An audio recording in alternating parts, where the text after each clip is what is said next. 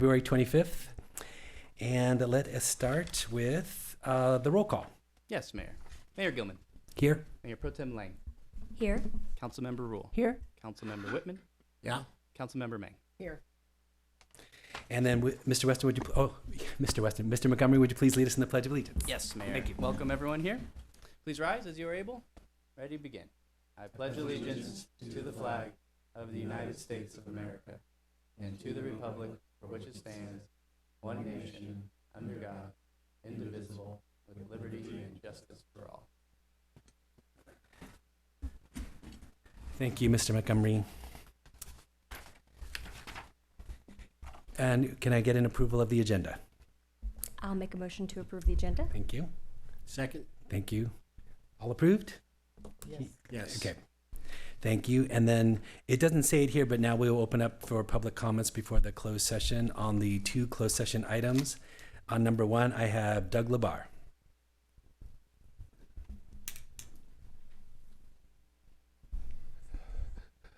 I just want to say that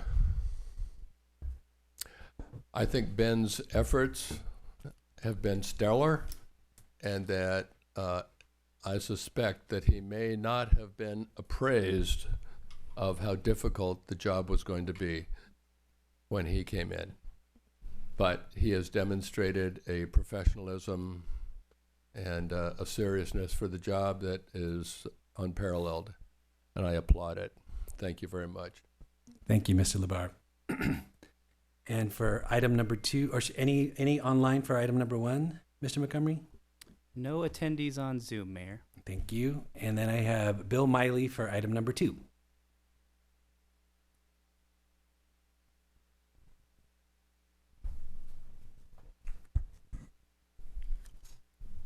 Hello. My concern is the apparent inability of the current city attorney contract to cover certain situations of lawfare, which end up requiring the city to contract out to an outside law firm. How effective and efficient is that? Most recently was the contract for indemnifying in response to a council member's request. Okay. The state law, as I understand it, for defense of an elected official whose official behavior was questioned and found proper by a court, apparently exceeded the legal knowledge of the current city attorney firm. Or they determined their position within the city compromised their ability to provide credible advice. Either way, I would suggest this should raise questions about the ability of the law firm for being able to properly represent our city. And then there's the issue of costs. I would suggest the following. One, knowing the total dollar amount of private contract legal opinions since July 24 for this fiscal year. Two, knowing the total of the above for the previous year from July to June. And three, I'm thinking of the potential unnecessariness of these contracts. However, knowing why the city attorney recommended such would be fair and worthy. My citizen's opinion is the law firm contractor for city attorney services should be able to satisfy all but the most rare legal events. Thank you. Thank you, Mr. Miley. Robin Gerber.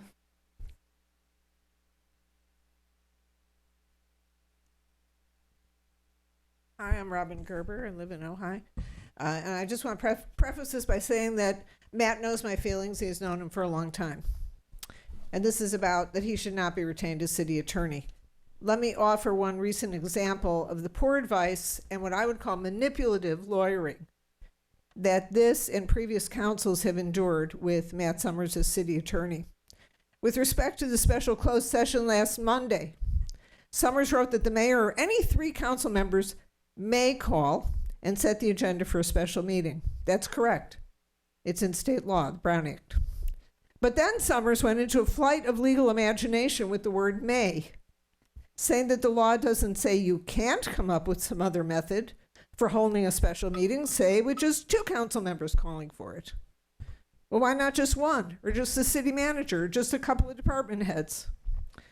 Let's put that aside. Let's put state law aside. Let's move to our own city council adopted protocols that allow any two council members to add an item to an agenda. So two of you can add an agenda item.